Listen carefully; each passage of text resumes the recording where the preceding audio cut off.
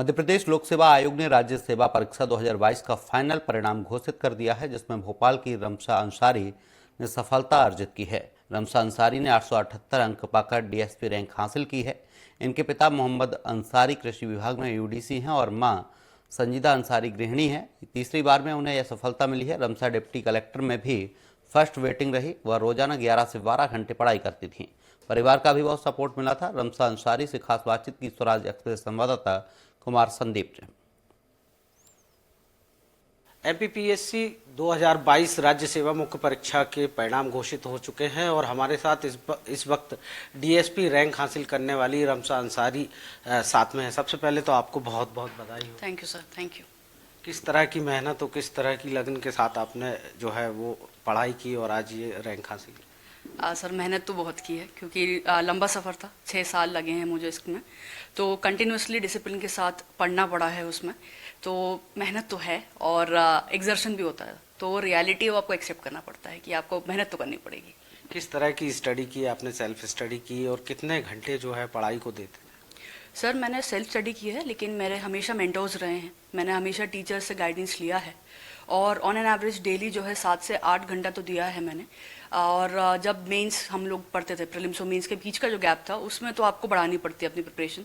तो कभी 12 घंटे 13 घंटे वो स्ट्रेच हो ही जाता था। तो बस कंटिन्यूसली ऑन एन एवरेज तो 8 घंटे लगते ही थे। इस सफलता का श्रेय आप किसको देना चाहेंगे?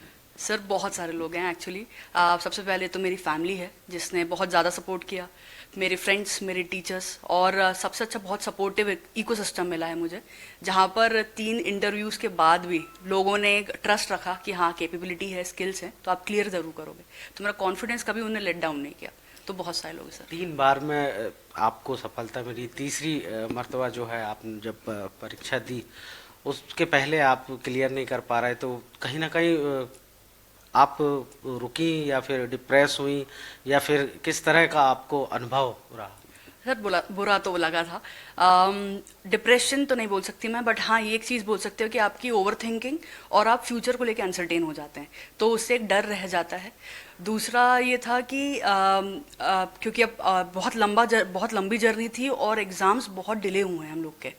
तो 3 साल के बाद हम लोग का ये रिजल्ट आया है, बट एट द एंड पता था कि ये हमारे कंट्रोल में नहीं है। एग्ज़ाम का शेड्यूल हमारे कंट्रोल में नहीं है, हमारे एफर्ट्स हमारे कंट्रोल में हैं।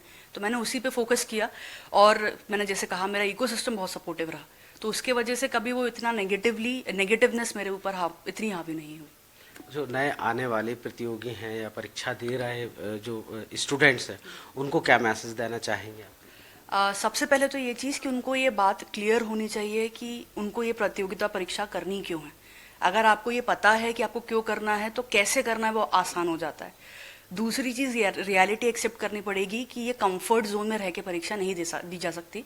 आपको एक्स्ट्रा एफर्ट्स लगाने पड़ेंगे, तो उसके लिए तैयार रहना है। तीसरी, इस परीक्षा में आपको फाइनेंशियली, फिजिकली, मेंटली आपको प्रेशर झेलना ही है, तो इसके लिए आपको पूरी तरीके से रेडी रहना पड़ेगा। और फोर्थ सबसे इम्पॉर्टेंट, अपने आसपास का इकोसिस्टम बहुत संभाल के चुनिए, क्योंकि आपका इकोसिस्टम जो है वो आपकी एनर्जी को बहुत ज़्यादा ड्राइव करेगा, तो वो सपोर्टिव होना चाहिए। तो आप हमेशा जो है लॉन्ग रन के लिए आपके लिए अच्छा रहेगा फिर। तो निश्चित तौर पर जो रमशा अंसारी हैं उनका यही कहना है कि जो लॉ एंड ऑर्डर है उसमें वुमेन्स का जो एम्पावरमेंट है या जो फिजिकली मेंटली जो सपोर्ट उन्हें चाहिए था परिवार से, वो उनकी सफलता के पीछे रहा है और आने वाले समय में जो उन्हें जिम्मेवारी मिलने वाली है उसको वो बखूबी निभाएंगी। कैमरा पर्सन अमित सियोटे के साथ कुमार संदीप, स्वराज एक्सप्रेस, भोपाल।